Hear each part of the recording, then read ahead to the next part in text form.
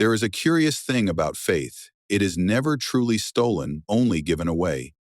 No thief can break into the heart and plunder belief as one might snatch a purse from a careless traveler.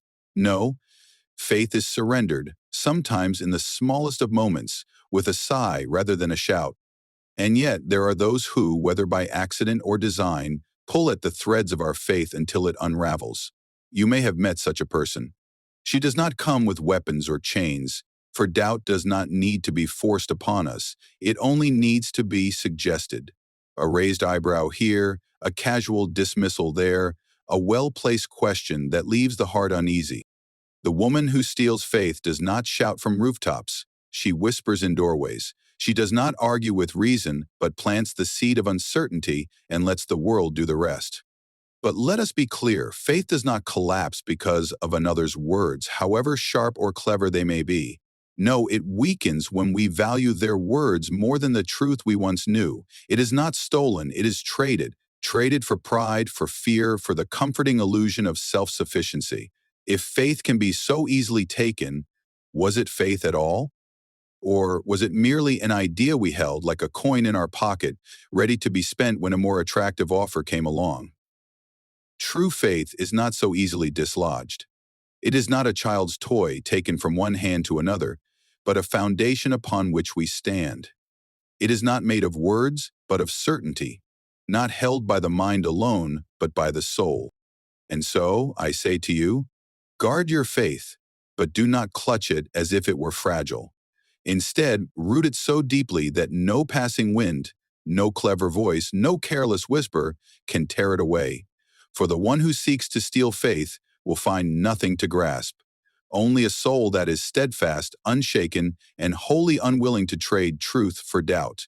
Faith is not easily stolen, it is surrendered. This is a truth that many overlook when they feel their beliefs slipping away. People often speak of losing faith as though it were a possession taken from them, something snatched away by the hands of others or by the harshness of life itself. But faith, in its truest form, is not something that can be forcibly removed. It is not like a coin that can be pickpocketed or a book that can be burned. Faith resides within a person, deeply intertwined with their soul, and cannot be taken unless it is first loosened, weakened, and ultimately handed over. Consider a person who, in their youth, was certain of what they believed. Perhaps they had a strong sense of purpose, a deep conviction about right and wrong, and an unwavering trust in the unseen. They might have lived in a world where faith was not questioned, where it was simply part of the air they breathed. But as time passed, doubts crept in. Not all at once, not as a sudden catastrophe, but slowly, in subtle ways, a question unanswered, a disappointment unaddressed, a moment of suffering that seemed unfair. At first, these doubts do not steal faith. They merely sit alongside it, waiting. A person may push them aside, reassure themselves, or seek answers. But doubts, if left unchallenged, grow. They whisper suggestions that faith is naive, that belief is outdated, that certainty is an illusion. And then something shifts. The person begins to entertain the idea that perhaps their faith is not as solid as they thought. They allow the weight of skepticism to tip the balance. They trade conviction for uncertainty, not because someone has forced them to, but because they themselves have opened the door. No one can truly steal faith, because faith is not an external thing. It is not stored in a vault or held in a fragile vessel that can be smashed. It is rooted in the deepest part of a person's being. And so, if it is lost, it is because the person has allowed it to be lost. They have, piece by piece, surrendered it. Perhaps they have done so because they found it easier to let go than to wrestle with their questions. Perhaps they have done so because they were afraid of being wrong, of standing alone, of believing in something that the world ridicules. Faith is surrendered when a person begins to value doubt more than belief. It is surrendered when the words of skeptics carry more weight than the voice of truth. It is surrendered when one chooses to trust in their own reasoning above the wisdom that has stood the test of time. The process is often gradual, so slow that it is almost unnoticeable. A man who once stood firm in his beliefs may one day wake up and realize that he no longer knows what he believes at all. But if he were to look back, he would see that his faith was not taken from him, It was given away little by little. It is tempting to blame external forces for the loss of faith.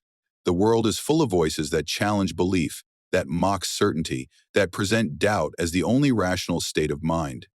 Some may say that the advancements of science, the complexities of philosophy, or the harsh realities of life have stolen their faith. But none of these things have the power to take faith unless a person first allows them to.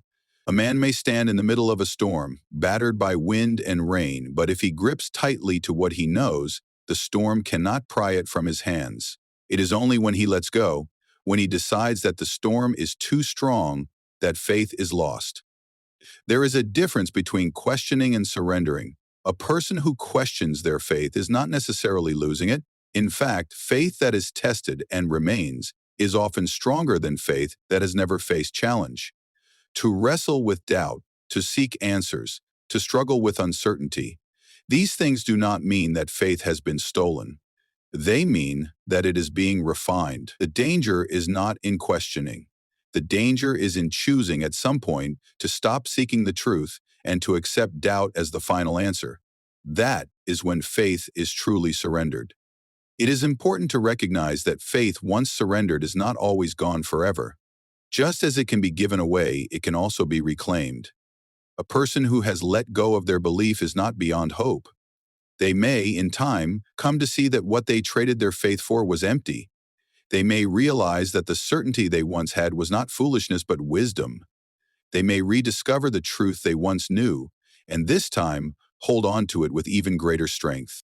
The idea that faith can be stolen is comforting to some because it removes responsibility. If faith is something that can be taken, then the loss of it is not the fault of the person who once believed. It becomes the fault of those who challenged them, of the circumstances they faced, of the world that did not support their belief. But the truth is that faith is not stolen, it is surrendered. And that means that each person has a choice. They can choose to guard their faith, to nurture it, to fight for it even when it is difficult. Or they can choose to let it slip away, to loosen their grip, to trade it for something else. The world will always offer reasons to doubt. It will always present alternatives, always whisper that faith is outdated, unnecessary, or even foolish. But none of these things have the power to steal faith. They can only tempt a person to surrender it. And so, the question is not whether faith can be taken. It cannot. The question is whether it will be held onto or given away. A single person's actions can influence the faith of many. Faith, though deeply personal, does not exist in isolation. It is shaped by the world around us, by the words we hear, by the examples we see. A single individual, by the way they live and speak, can either strengthen the belief of those around them or shake it to its core. This influence is rarely immediate or obvious, but it is undeniable. History, personal experience, and the quiet movements of the human heart all testify to the power of one person's actions in shaping the faith of many. Consider the impact of a person who lives with unwavering conviction. Someone who, through trials and hardships, holds firmly to their belief, refusing to let go even when it would be easier to do so. Such a person does not need to preach or argue. Their very life becomes a testimony. Others watch them and see a faith that is not weak, not easily shaken by suffering or doubt. They see someone who does not merely speak of belief, but lives it. And in that example, they find strength. They may not even realize it, but their own faith is reinforced by the silent witness of another. But just as faith can be strengthened by one, it can also be weakened. A single act of hypocrisy, a moment of betrayal, a careless word spoken in doubt, these things have the power to plant uncertainty in the minds of many. People do not only listen to what is taught, they observe what is lived. A leader who speaks of virtue but acts in selfishness does not only damage his own soul, he shakes the faith of those who trusted him. A friend who once stood firm but then turns away does not only change his own path, he leaves those who walk beside him questioning their own. Doubt often begins not in arguments or philosophies, but in disappointments. Someone who once seemed certain falters, and suddenly those who followed them are left uncertain. A person who was admired reveals weakness, and suddenly those who admired them feel their own faith slipping. It is not because faith was based on that person alone, but because human nature is drawn to the visible, the tangible. When we see faith embodied in another, we instinctively take comfort in it, and when that faith is shaken, it is easy to feel our own shaken as well. It is not only the great figures of history or religious leaders who hold this power. A parent influences the faith of their children, often in ways they never realize. A friend influences the belief of those around them, not only in what they say, but in how they live. Even a stranger, by an act of kindness or cruelty, can plant a thought that lingers long after the moment has passed. Faith is not only taught, it is caught. It is passed from one soul to another, sometimes in words, sometimes in silence, but always in ways that matter. There is great responsibility in knowing that one's actions affect others. It means that every moment of faithfulness strengthens not only oneself, but those who witness it. It means that every failure does not only harm the individual, but leaves a mark on those who trusted them. It means that belief is not only a personal matter, but a shared one.